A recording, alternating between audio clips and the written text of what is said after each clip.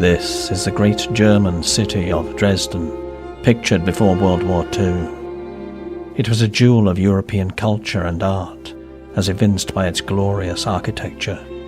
This city was made by its people. It manifests their spirit.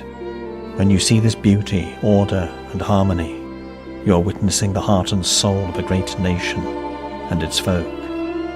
But toward the end of World War II, when hostilities were all but over, Britain and its allies carried out a series of bombing raids under the orders of Winston Churchill, although the raids were scientifically designed by the advisor to the government, Professor Frederick Lindemann.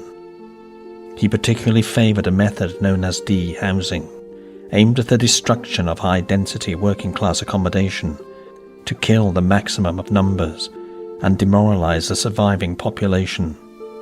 The British government also called it strategic bombing, a euphemism for total war. The most damaging raids on Dresden occurred between the 13th and 15th of February in 1945, when general hostilities were coming to an end, and the city was now home to hundreds of thousands of refugees, women, children, the aged, the sick and the dying. The bombing came in wave after wave, day and night, as the city was undefended and at the mercy of the attackers. And working behind the scenes was the Morgenthau Plan, which sought to put an end to the German nation and its people in perpetuity. It was, in fact, a plan to put an end to European civilization itself, and it came close to succeeding. As the tons of incendiary bombs fell hour after hour, men, women and children were torn apart, suffocated and immolated in the wild firestorms. It was a vision of hell, nothing less.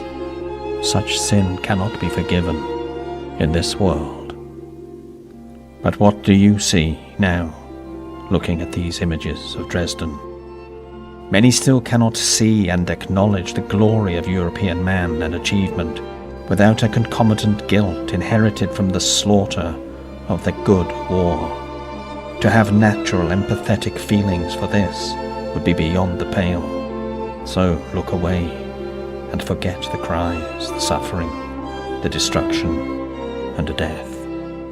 If we cannot recognize the gravity of the crime committed against European civilization here, how can we save our towns and cities from the new destruction that comes in wave after wave, day and night, day and night?